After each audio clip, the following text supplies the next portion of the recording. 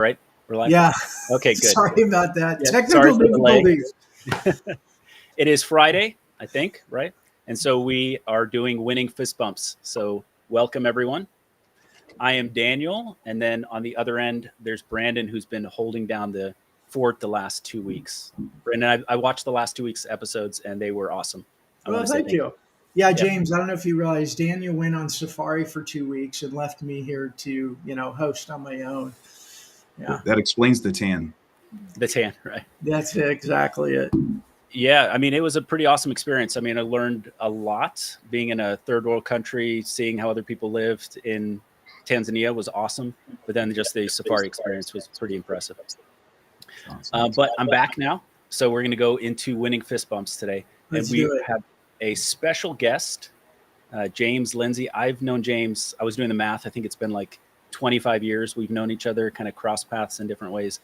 And I don't know if you like the term. I like the term hustler. I think it's a great term, but I would definitely view you as an entrepreneur, a hustler, and definitely someone that's recently been talking a lot about AI. So today we're going to be talking about marketing and AI and how to use the two together. So James, welcome to the show. Awesome. Well, thank you, Daniel and Brandon, for having me today. It'll be an exciting show. Cool. Chat about some good stuff. Yeah, for sure. Can you give us a little bit of a background just for those that don't know you, kind of what you've been doing over the last few years and kind of setting us up for the show today? Yeah, sure. So for 23 years, I've had a marketing company. So we go way back before Google was even there, and all through all the amazing changes in technology. And it's really to help promote businesses, move forward and help make them money, just like any other marketing company. So using technology in marketing has always been really a magical key for us because it keeps you at an advantage. It keeps the customer at an advantage. And so, as we moved into the past 5-6 years, AI has become such an important piece of that. And so we formed a company, LogicLabsAI, and then have been developing things with, large language models. And of course, when last year, a year and a half ago now, when ChatGPT kind of blew up for the masses and everyone became aware of it, that just opened Pandora's box. So that's kind of the beginning journey.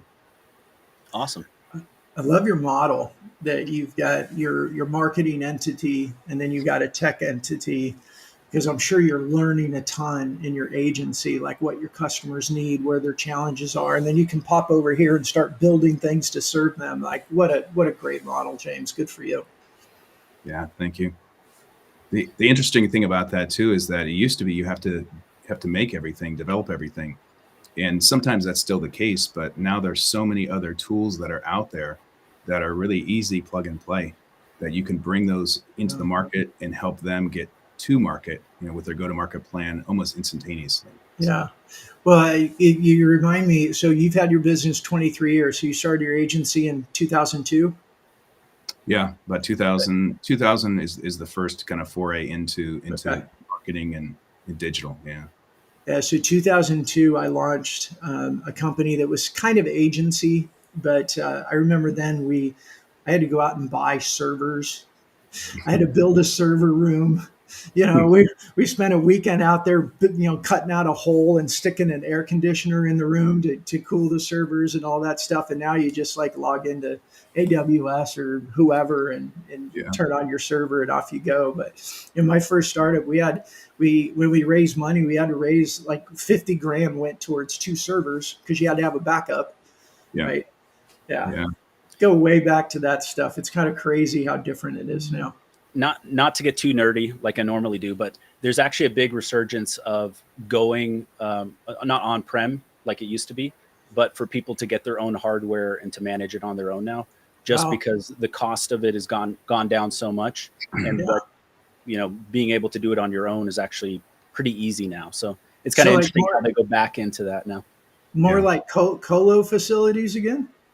Yeah, I mean, so you buy your own server, and then it's in a server room that you share. So stick it in a cage. Yeah, and you really access it the same way that you do with AWS anyway. It's basically all cloud computing at this point. Cool. But I thought that was pretty interesting. Just a That's slight fun. tech. All right, well, let's talk AI. Yeah, let's sure. stop reminiscing. We'll go talk AI. Forget the past. Let's go to the future. Okay, so James, just to kind of get started, how did you So you're running this marketing company for quite a while. What kind of sparked your interest into getting into AI? Was there a specific aspect of it? Was it just in general that you wanted to be able to offer that to your client? Was there something specific inside of AI that drew you in? Yeah. So with AI, we have a development team that we've had for 15 years. And so Oh, they help us ride the wave of what's current, what's upcoming, things that are happening. So early on, when Google first came out with their, this is going back 8 years ago with their first models, we experimented with that to say, hey, could this give us the advantage in the market? Could we help companies that way? So that was kind of the first part that really got us interested in AI. I love the idea of it. I'm sure you remember watching the meetings where, the shows where they're introducing it and they're ordering pizzas and flowers and, sending gift cards to people. And it didn't quite work out that way. So there's a little bit of a lull. But then as these new large language models came in the, not getting too nerdy, but the actual equipment started being able to process things so quickly, that's really when it made it available to everybody. And then that's when the gateway kind of swung in. We were already working on things. And then people couldn't quite get the idea of AI. They're, know it from the movies. They know it from the different things. But then when you actually get into, now it's available for the masses, they see it. Now their brains are like, okay, we can kind of use this for something. And then we start introducing solutions using AI in part or in whole. It's been a really tremendous ride that way. that's really cool. I saw one of your posts recently on LinkedIn. Since we're on LinkedIn, I just want to touch on it real quick. You posted, and it seemed to do really well, about writing stories.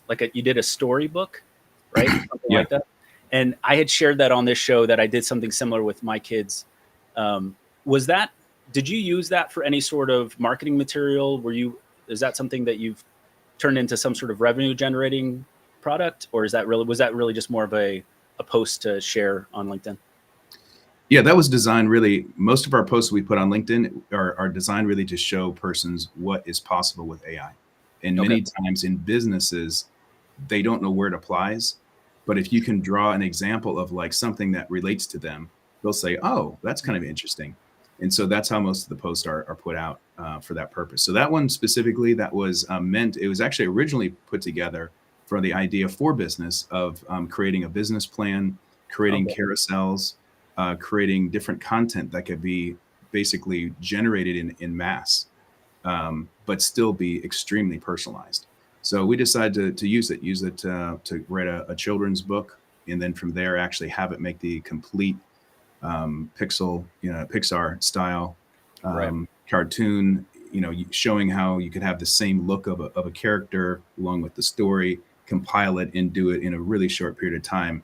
Imagine how you could use that in business for pitch decks, for things that are along those lines. So. For sure. I think, good. Brendan. I was going to say that's really cool. So um, what you're doing there is, I think you're demonstrating to organizations like, hey, this is potential, like this is possible. And I think we're in that stage of AI, right? I think there's this like, AI, and then they go like, what can I do with it? So we're in that stage. We got to say like, this is possible. This is possible. So Jane, I'm just kind of curious. So are you building this type of technology to serve your clients, or are you building tech like as a SaaS tool? Well, we're doing both. Basically, it's kind of twofold. So with our marketing clients, we're coming to them with we always say every business has a unique challenge that you wish you could solve that probably hasn't been solved yet. That it was either because of wanting to increase efficiency, wanting to increase revenue, or maybe something that is never even possible until now. You probably have that in your mind. What is that? And they always come up with an answer. Mm-hmm. And then from there, we just overlay on top of it. Okay, this is good. We can solve the solution. Most of the time, there's some tool with AI that applies to that we can integrate, solve that issue, and really take them to a new height. And most of the time, it actually includes revenue, includes efficiency, but also something that they could have never done before because it just wasn't possible. So that's the first step there. In regards to creating something, we have a Go Voice is a conversational AI platform that we've created, and that is that basically allows you to have conversations very much like a call center or SDR or a BDR, and you can really program intelligence behind it. So it's extremely fascinating, and that whole large language model, like we were talking about earlier about ChatGPT, about Gemini, it's growing so fast, and the technology is following it, and it's allowing us to do a lot of things from a conversational standpoint. Many people think it's, AI is just computer to computer, it can do something in the background technical, but it's like what we're doing now. We're talking. Humans still want to communicate this way, and so introducing something that is AI related, but it solves a really human connection issue. We see that being a major improvement in the marketplace for businesses. For sure. We just want to also, I don't think we mentioned it early on, we have people that comment on the show regularly, so please bring in your comments. We would love to bring them up on the screen and then also discuss them, so that's open for anyone that's out there. Okay, so let's dive a little more into marketing. I think that'd be important based on the title of the show being AI-driven marketing. So can you give us some maybe either actual user, like customer stories, or some sort of actual real world application of this, that just to give the listeners an idea of how you go about using AI in marketing? Sure. Yeah. So one of the biggest things there's so many use cases, but this is one that just kind of jumps off the top of my head that I think a lot of persons can relate to, is you have a piece of creative, and you want that piece of creative to be the most efficient it can be. Or you have your ideal customer profile or persona that you have, and you want to know, does it really match what they're looking for? So there's a lot of AI technology that's out there that allow you to scan the document, look it over. You plug in your ideal customer persona or profile, and actually scans through millions of data specifically for that business model, and will tell you this particular piece of creative, whether it's a PDF sheet that goes out that kind of seems like, okay, this white paper doesn't really mean anything, but they actually calculate how much business comes off of these 5 PDFs, like which one closed the deal. So why did it close the deal, and can we make it better? Or this ad went out.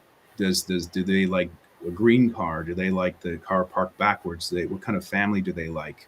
There's all kinds of factors. What kind of font do they like? Do they like sunset, sunrise? So there's many things that we don't think about that as humans can look at and go, ooh, I like that. Or you can poll a focus group, but you can allow AI to do that. So that's just one that we've used, and that gives you instantaneous return on their investment, because they can immediately look at it and go, okay, that's pretty cool. I can see the difference, and they can put it into use. If it increases their ROI, then that's great. If it doesn't, they go back to the drawing board, reanalyze it, figure out why it didn't, and then go right back into using it for sales. James, is that coming from data that, like, these companies have already had the data? I mean, I think over the last 10 years, it was data, data, data. And I think one of the challenges, these companies, they're very data rich, and they've still been knowledge poor. And I think what AI is going to be able to bring for a lot of companies is, hey, let's take this historical data and quickly let the AI go in and start showing us, like, hey, where's the gold? Where's the opportunities in here? Is that the way that worked, or do you have to create ways for organizations to start collecting different data in order to get those types of outcomes? So it's actually both. It's the data is inside that these companies have. They just don't know what to do with it or what it means. So that's one way that we're able to go through and make some efficiencies there. The second way is these other companies that are out there, they have access to this data. They have access to what's working, what's not working, what has been working, and exactly in that vertical, in that profile. And by doing that, they can share this knowledge with a company that they just never had before, couldn't have, and bring that to that particular company, give them a tremendous advantage. So that's really the way that it happens. Yeah. Wow. Super interesting. I wanted to touch on the conversational piece, if that's okay. I'm kind of like backtracking a little in the conversation, but I feel like I missed a question that I wanted to discuss. So when they're using this tool, some sort of conversational AI tool, is that being presented as a real person, or is that being presented as a bot that they know they're talking with AI when they're implementing something like that? Yeah, customers have tried to use it both ways. The voices are very realistic. I mean, there's another one. If you look on LinkedIn, you'll see one that I did where I cloned myself, and literally, I was watching it and couldn't believe it was not me. That was a full avatar of me, and I was speaking words that I just typed in. So, so the voice quality and the actual video quality is there. With conversational AI, you can do the same thing, clone your own voice. You can use other voices. So the voices sound real. A lot of people tried to use it and say, let's use this for pretend that it's real person. And basically what we found out is the majority of the time, people can tell by the cadence and the reaction to what you just said, it's not real. But Sure. what the use case in this is you're sitting on the line with AT&T, no harm to AT&T, but you're sitting on the line with AT&T, talk to one person and tell them the information, talk to the next person, talk to the next person. They don't have the same information. And by 3 hours goes by, you finally get your X changed or something updated. So understanding, hi, I'm a digital assistant. Emily, I'm a digital assistant here at XYZ company.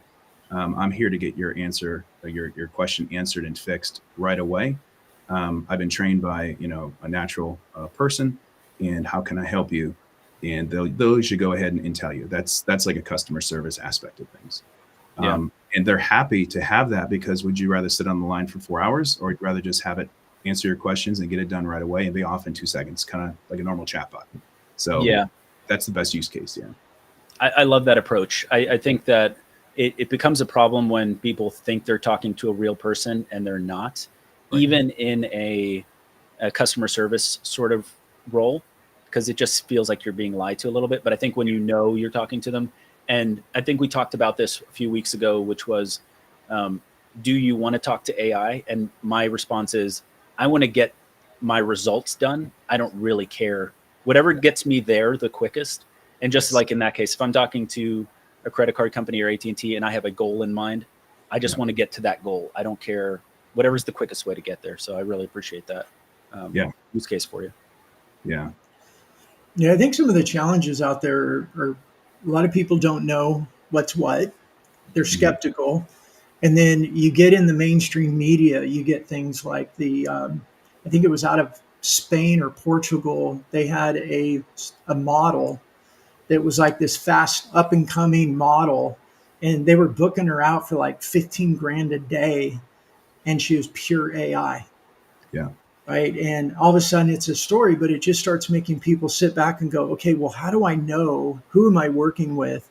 And I think there's a lot of pressure on companies to be human with this, to be intelligent with this, there's a moral obligation, which I'm sure is going to get totally blurred and all over the place, because ultimately people want it to be efficient and create a user experience and make people excited and all that. There's just going to be a lot of questions that are coming up with this type of technology. For sure. Did you guys hear about last week? It was in Hong Kong. The company that it was a big, not scam's not the right word, but it was put together by a group that pretended to be a bunch of different roles in the company via AI, whether it was like face masking or something like that. And one of them was the CFO, and there was different people from the company, and they got on this call with a real person from the company, and they were able to get $25 million stolen out of the company into their own bank account. And it was all done with, like you were talking about, whether it's Hey Gen or some other sort of face masking tool, and then clone the voice, everything like that. But they were able to fool somebody at a company. So the technology is there. And like you said, it's going to get kind of blurry, and the wrong actors get their hands into it. It's going to get bad stuff like that's going to happen for sure. Yeah, So I think it comes down to that. there. Yeah, good actors, bad actors is really what it comes down to. And I think the bad actors kind of are going to be hiding behind and not telling the truth. And then you have the good actors who are going to come straight out with it. And I think, as we just mentioned before, just by saying, hey, this is who I am. Here's how we can help you. in whatever the AI would be that's forward facing to the public. I think that's the best moral way, is just to be straightforward with persons as opposed to not. And then people will quickly understand the difference between the good actors and the bad actors. So, 100%. Hey, James, with your agency and obviously your tech company, what are some of the more kind of practical requests? And I know we're in that stage where I would expect a lot of companies aren't coming to you with specific requests because they don't know what they don't know. right. What are either some of those practical requests or some of the ways that your team has found very practically to solve immediate problems that are making customers most excited on their marketing and their, whether it's lead gen, it's revenue creation, but on their marketing side? Yeah. So the approach is as mentioned before, finding that challenge. And then the second one is, because people are apprehensive, they're getting less and less apprehensive. But because they're apprehensive about what to do, we just tell them, go for the low risk, high yield return. And if they go for that, then you can do a 90-day sprint on something. And by doing that, it allows it to make them feel comfortable. If it doesn't work out, they don't look like the villain. If it works out, they look like they're Superman. So some of those things could be, for lead gen, that's a huge one. For generating leads, for pre-qualifying leads, for following back with them. Those are all the big issues that we're really, helping them with. For creating content. That's another one that's hard to do. It's costly. So we're really looking for those items that are usually costly, that have a high return for them. So yeah, a lot of it has to do with customer service. A lot of it has to do with those things in regards to anything with sales transactions, or cleaning up or making their sales flow more efficient, is where they're really dumping a lot of effort, money, and a little bit of risk in it, because the upside is so tremendous. Yeah. Can you give us, obviously don't say company names or anything. That's easier said than done. But can you give us a couple of stories, or just give us a good story of somebody that's implemented or chose to go after a strategy, even if it's not implemented yet? I'm curious how real companies are really starting to look at this and are willing to do a 90-day sprint test. Yeah. So do you mind if I give you two? Is that good? Yeah, of course. So the first one, since we're talking about conversational AI, this was a customer that we had approached us and said, hey, listen, I have 2,500 leads that come through each month. I cannot get to 1,500 to 1,200 of them on average. They cost me $500 each. So you can imagine this person spending quite a bit of money per month. Of each one of those, if he could just get half of those contacted and not even closed, but just contacted, his chances would go up of closing those, because they eventually get handed over to a live agent. So that solves a major issue right there. You have the conversational AI call out, quickly qualify the person, saying you fill out this form instantly, and then from there it goes to an agent. Go ahead. I'm sorry. I'm gonna back you up a little bit.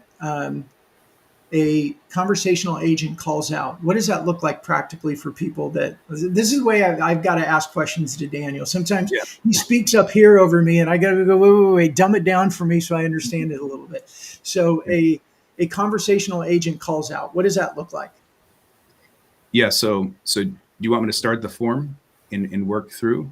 So they fill out a form. They put their information in, and then from there it goes into their CRM. And then from there, it triggers a call that would go to an agent, an AI agent that basically has a script. It has information in it that has a presentation that a normal, natural person would do when they call. And they say, you just fill out this form. We would like to get this information to you. We just need some more information from you. They either gather that information during that call, and then from there at the end say, great, I'm going to transfer you to a live agent who can help you with this in more detail. And so that's what that process would look like. See, when he said agent, I knew right away what he was talking about. But then I know, well, and I did too. But I know that a lot of times, those of us that aren't on the technical side, we get lost because you said agent, and I could picture somebody sitting in a call center with their headset on, right? Right. Yeah. Yeah. I think just a slight tangent on the technical piece there. I think 6 months from now, anyone's going to know it. Not anyone, but a lot of people are going to know what agents are, because that's what this year I feel is going to be the big thing this year. And a lot of people are talking about is that the rise of agents, AI agents that are able to handle tasks for you. Instead of just giving you back a response, you can ask for something and the agent will do it for you. So that's the next thing coming. Yeah. Now, James, using that, how many more of those 2,500 leads? I think you said 1,200 or so they just couldn't get to. Mhm. How many of those are they getting to now? Are they getting to 100%? Yeah, they're getting to 100% Wow. because most of the so they're getting to 100%, and they're basically getting the exact same conversion of persons who convert to a their conversion is, when I transfer to a live agent. That's really their goal. Contacting them, transfer to a live agent. So it's either exactly the same, but realistically it's much higher, just because the efficiency is so quick from, in marketing. But when you fill out that form to you contact that person, the quicker that happens, you got someone there. When that whole cycle happens very quickly, the ratios go up dramatically. So they're not only contacting those people they couldn't contact before, but the actual conversions go up so much higher. That makes a lot of sense. Well, you said you had 2 examples. I'm going to let you get your other one in. So the next one is a little bit different. It was an engineering firm, quite a large engineering firm. They do a lot of governmental contracts, and they have to pay a considerable amount of money each hour. I think it's in the realm of $350 to $550, depending upon the type of attorney. And they get submitted these bids, and they have to spend about a day and a half to almost 2 days going through each one of these to make sure that it is properly written, because the contracts are for installing large pieces of equipment for cities and in municipalities. So they, it's worth it for them, but they're still trying to not only make that more cost effective, but they want to take on more projects. So that was the problem that they came to us with. Want to take on more projects. We can't get through these contracts. There's not enough attorneys. Is there a way to use AI? And we said, sure. So we took their like 85 of their existing contracts that they had, because they're all kind of the same, and used AI to analyze every single one of their contracts. And then they fed the new contract they got into it, and it was able to go through and basically point out all the little, annotate all the little areas on it that seem out of sorts, that wasn't normal. Then the attorney would then take that and sit down for maybe an hour or 2 hours max and do the work that they would do that would take them a day to day and a half to do. Mm-hmm. So they get through more contracts. The company could. The attorneys get, they still get paid, but it's a lot less, but they can do more contracts. And the company wins because they can actually bid on more contracts or accept more contracts. So, yeah. And see, what I love about that is we're leveraging technology where I think technology should be leveraged. It's making humans more efficient.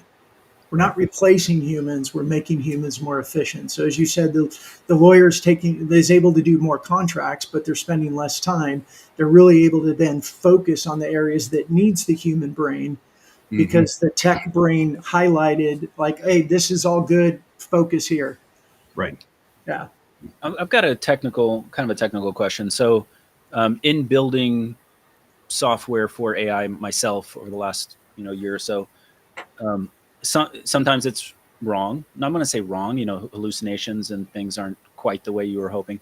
Is there any pushback from your clients that they say, well, how do we know that it's right? Or is there some sort of fact checking to make sure that when you've got all of these documents it's looking at, that some of them aren't going to be wrong? Is there any pushback there? So I guess, do you mean from a compliance standpoint or from a like kind of tech geek hallucination standpoint? Which one? I'm looking at it, I guess, more from the client standpoint to say, how do we know this is all accurate and that we're getting what what you're telling us we're going to get from these results? Yeah. So I would say on that, the biggest one has to do with usually compliance. So it has to do with security compliance. That's usually what they're concerned with. Security compliance of the actual, tech stack you're working with, or be your actual software you have. It would also be if there's rules that are governing it by the legal. Those are things that need to be checked by. And then operationally, does it deliver? As kind of what you're mentioning. Mm-hmm. So in those circumstances, a lot of them are very obvious. When it comes to, if it's conversational AI, it's very obvious, because in the end, is it delivering the product? If it's something else that's behind the scenes, like making routes of nationwide delivery company more efficient, how are we verifying that's actually taking place? Benchmarking takes place. So they benchmark, previously where they're at with this new model, even just when doing a 90-day sprint with it and kind of testing it. Let's benchmark both of those and see how they works. So I hope that answers your question. Yeah, it does. It does. Okay. That's great. Yeah. Thank you. All right. Well, we're coming up on the end of our 30 minutes. We try to keep it on point whenever we can. So, James, how can everyone find you? Kind of give us a little bit of, you've given us quite a bit about your company, but how can people find you? It gives you a chance to talk about what Logic Labs is doing. Yeah, I appreciate the opportunity here. So yeah, so they can go to LogicLabsAI.com. That's the best way to kind of check out the overall plans of things that we can help a business with. They'll find links there on that if they're interested in marketing and how marketing is integrated with AI, and they can see both of those two companies that are there and how they're interrelated, depending if they want help on the marketing side or help on the AI side, or both together, as we talked about today. Awesome. James, I thank you for joining us. I really appreciate it. I'm glad to know you now that you're like literally just, right here for me. I'm in Swanee. Okay. So yeah. Sugar Hill, so that's good. Yeah, exactly. So nice to meet you, and thank you so much for joining us today. Yeah, and it's good to be back. Happy to be back and back home and back on the show. So thank you all for all those that were watching, and then of course the two of you. It was a nice conversation today. Yeah. Sounds nice great. Nice. Thanks for inviting me. Appreciate it. Yeah, no problem. Thanks, James. Bye, everybody. We'll see you next week. We'll see you.